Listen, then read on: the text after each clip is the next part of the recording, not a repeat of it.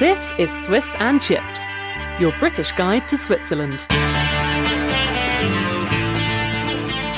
Hello and welcome to Swiss and Chips. I'm Jo Fay. And I'm Simon Tried. So in this episode, we're going to be talking about how do you get yourself invited to a Swiss person's home, hopefully for dinner. And if you do get invited, what should you do when you get there? Yeah, the big secret, isn't it? It is. The kind of do's and don'ts. What should you take with you? What are the kind of common pitfalls that you can fall into? What kind of things could you do to ensure that you've got a friend for life? Yeah, as a Swiss, I don't think it's so complicated, but yeah, if you don't know all the rules and if you didn't grow up with all the rules, then it's maybe can be a bit tricky. Yeah, there's certain mistakes that I've personally made, so we'll be going through some of those later. Basically, I've got a list of questions here. I'm going to put them to you, and you're going to tell me what I should do in that situation. Okay. Hopefully, you can answer them, seeing as you are a genuine Swiss person. Okay, so the first question is, number one, most important, how do you actually get yourself invited over to a Swiss person's house or flat or garden or anything? Well, before we start with all the questions, now you put so much pressure on me. I'm a little bit afraid. So I'm just one Swiss. So with every Swiss, it might be a bit different. That's this true. is just how I experienced it and my point of view, my opinion. So how do you get invited? I think the easiest way is when you are at work or when you find a new flat, for example.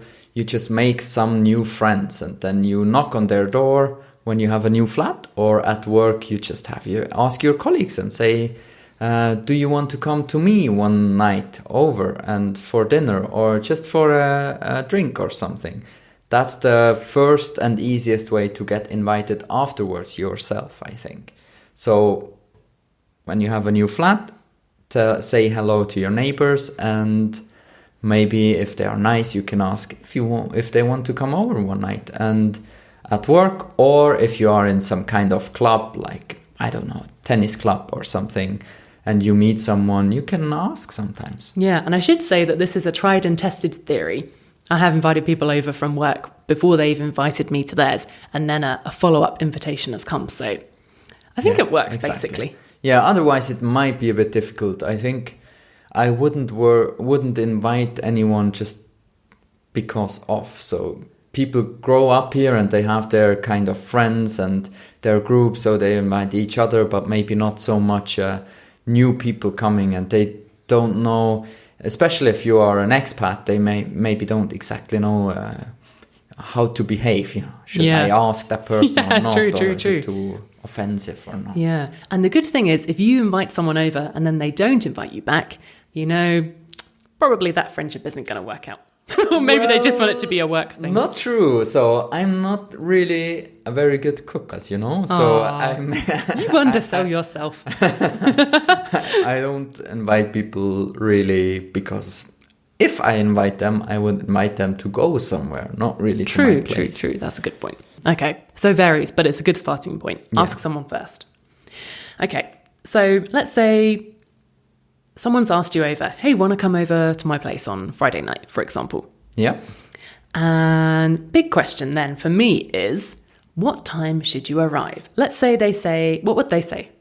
First of all, I think it depends a little bit what night to invite them. Depends how good friends they are. So if they are very good friends, you can invite them on a Friday, Saturday or Sunday, because that's your days off. Oh, I see. If they are like kind of work colleagues or not that great, I mean, good friends, but not like best friends. Yeah, someone you don't know so well. Yeah, then you would invite them maybe more on a Thursday. Because you don't want to interrupt their weekend. So their days off. So you invite them maybe on a Thursday night or a Tuesday night, and then they come and don't stay too late, and they still got their weekend. So that's the first point. First point, but, good to know. Then if you, when did you want to arrive? What did you say? Sorry, I forgot. Well, that's the first question. If I was going to ask someone over, for example, I would have probably said, come at, 7, 8 o'clock or something. But I think things are a little bit different here. Yeah, you can say come at 7 or 8, but then probably the other person will ask, the Swiss will probably ask, well then 7 or 8? So at least I would ask 7 or 8 then. And you would say, well, come at 8. So I would arrive at 8. That's it. Okay. Well, that's pretty clear. Because if we said come at 7 or 8, they might come at maybe, I don't know, 7:30, 7:15, 8, 8:15. Yeah, I think if you say come over at 8, you can expect they come between 5 to 8 or 10 past 8. If they are later than 10 past 8, they probably call and say, oh, I'm 20 minutes late or something. Okay. Got it. Okay. But don't come half an hour late or something. That's... Okay. So come on time or go home. No, you can be half an hour late, but then at least give a phone call as soon as you know or write a message. Okay. Good to know. So let's say you're on time or preferably a couple of minutes early. Should you have something in your hand? Yes, definitely. I mean, it's not a must, and probably you will ask if you get invited, you say, oh, shall I bring something? And then they will say 100% sure, they will say, oh no, don't bring anything, it's not necessary. At which point? Maybe if they're good friends, they will say, oh yeah, please bring the dessert, for example, or something. But probably they will say, no, you are invited. And in this case, no means yes. That means bring maybe a small present to say hello. For example, to your neighbor, you might bring a flower, or you are never really wrong with a bottle of wine, I would say. Just buy it doesn't need to be a super expensive bottle. Just a nice bottle, a good wine somewhere, red wine or white wine. You bring it, and if they got children or small children, you are also not wrong to bring a magazine or something. Okay. And what if you said, would it be kind of wrong to bring something to contribute to the meal? Well, that needs to be said in advance.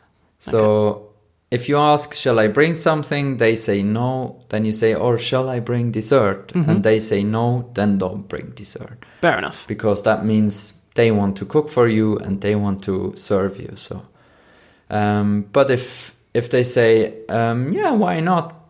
You can bring dessert or something, then bring dessert, yeah. Okay, well that seems relatively straightforward. Without saying anything, you can bring a little dessert, but you can also then, it's not a surprise if the person who invites you already have made dessert. Yeah, so true. Then you have two, so. Yeah, then you've got a choice, but then it might be the awkward situation, which one do people prefer? But you can bring something like cookies, or you can have with the dessert together. Yeah, good idea. Or with the coffee. Okay, but the main point to remember is when someone says, no, don't bring anything, bring something. Yeah, more or less. Whew, okay, because if someone said, no, please don't bring anything, I would say, okay, fine, if you insist. And then show up. Uh-oh. Okay, so you've got something in your hand, maybe a drink or some flowers or whatever. You've rung the doorbell. Yes. You're at the front door. They open it. Then what on earth do you do? Are you shaking hands, hugging, doing the kissing thing, or just kind of saying hello and sliding in? Well, difficult question. That's a very difficult question because it depends. Depends where you grow up also. For example, where I come from, it's we keep more distance. There is not really handshake, no kisses and no hugging. And for people who are listening to this podcast for the first time, remind us where you're from. Bernese Oberland, so from Adelboden. You might shake hands, but then you're quite good friends. But in Bern, for example, if they are very good friends, you might give 3 kisses. But yeah, you will give 3 kisses to very good friends. In Tessin or in the French part of Switzerland, you give 3 kisses or 2 kisses.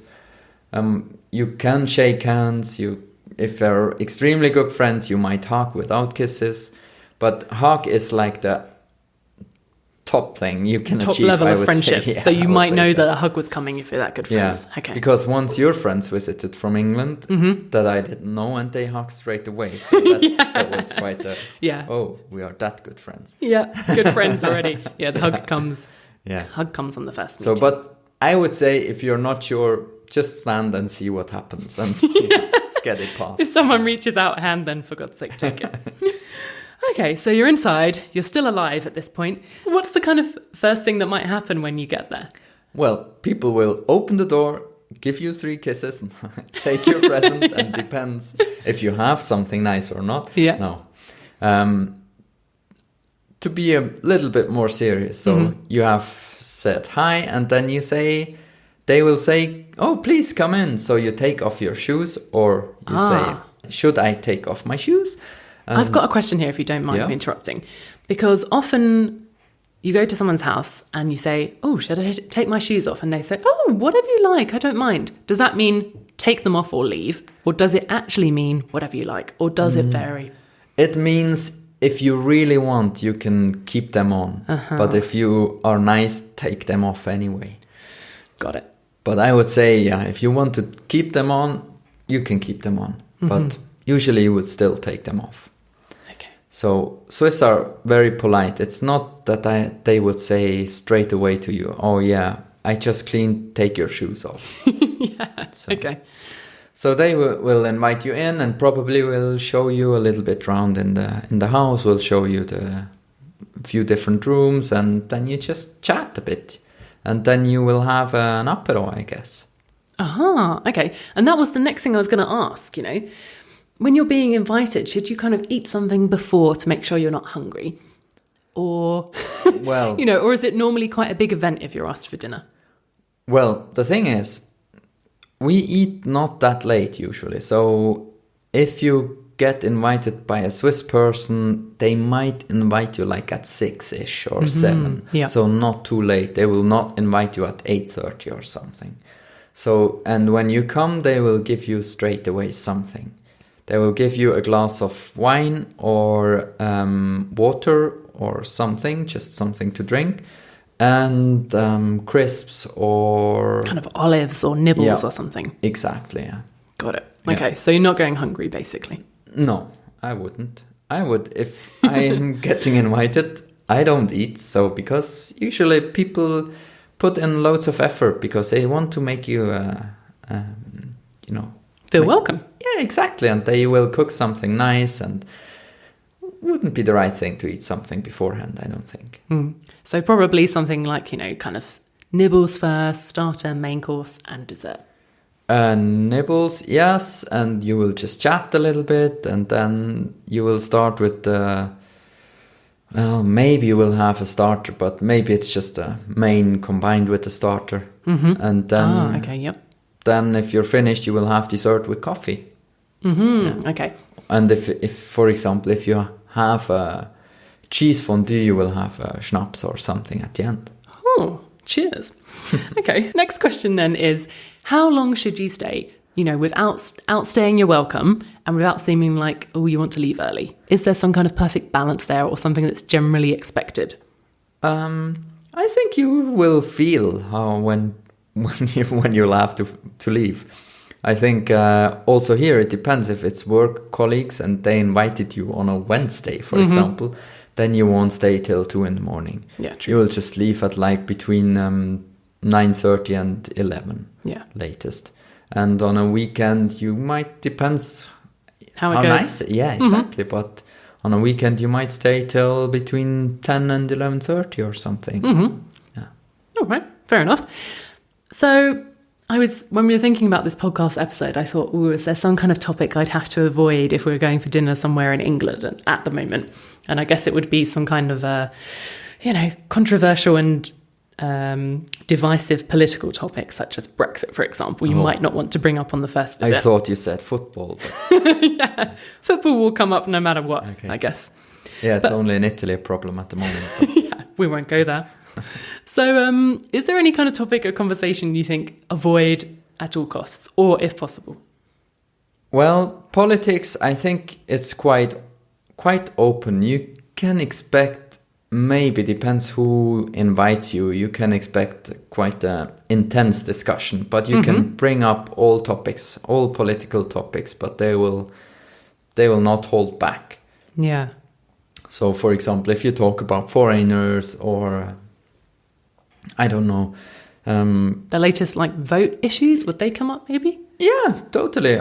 maybe not what was voted in the past, but what will be voted. Yeah. So that's for sure, or quite sure, a topic. So that's always interesting to talk about that. And is it impolite to ask somebody how they're going to vote?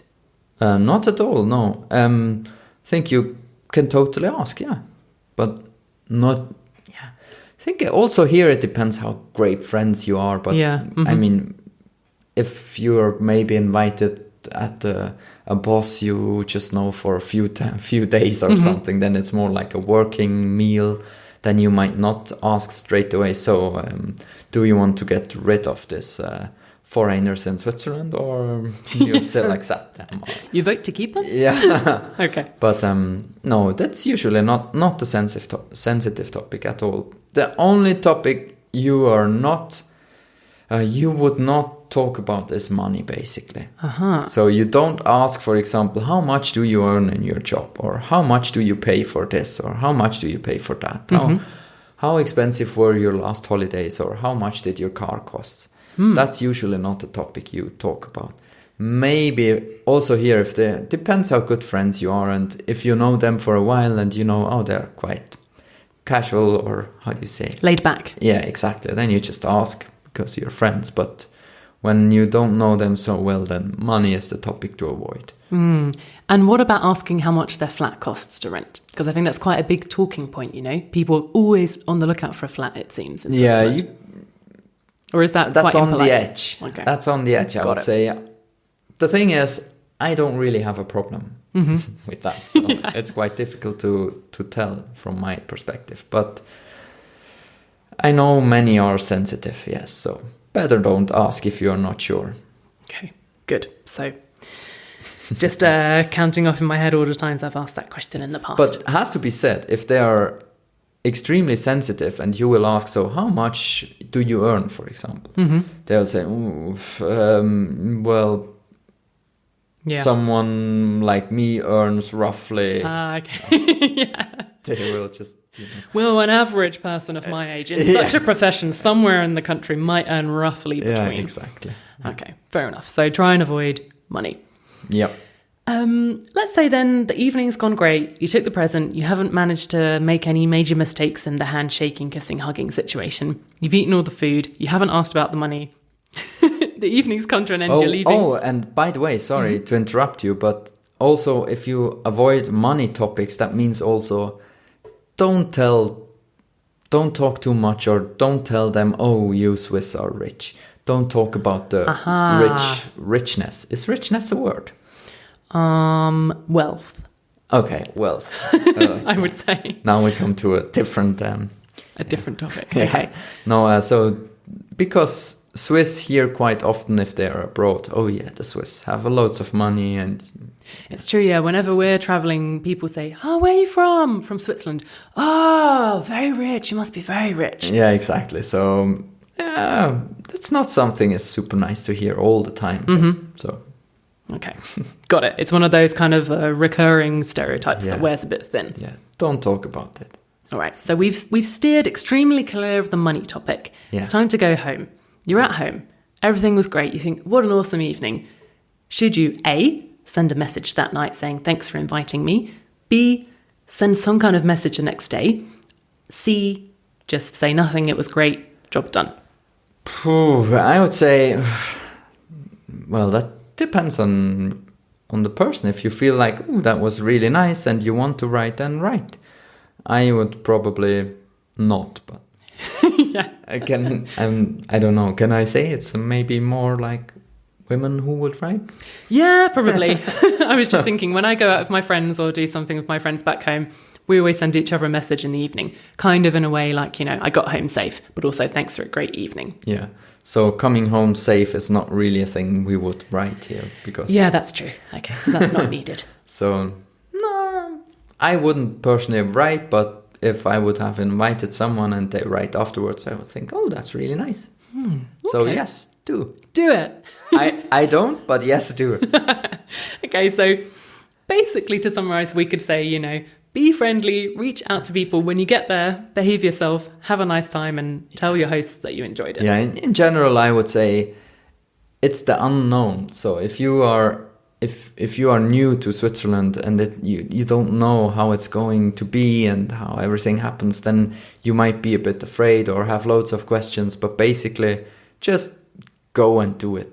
No Swiss will. All these questions you had, it's like small things. If you make everything wrong, then still you will have a nice evening, I'm sure. Oh, that's very reassuring. If you have had the luck to be invited to a Swiss person's home, then please tell us what happened, what went well, or if something went extremely terribly, we'd love to hear about it. You can leave us a comment on our website, swissandchips.com, or you can contact us on Twitter @swissandchips. Yeah, or contact us directly. I would be very interested and to know. You can contact us on Twitter. My handle is Simonsried. I should... Well, now we get to that awkward part where we have to spell our names. Yeah, but just go to our website then. You'll find us there. Great. Thanks for listening. Bye. Bye.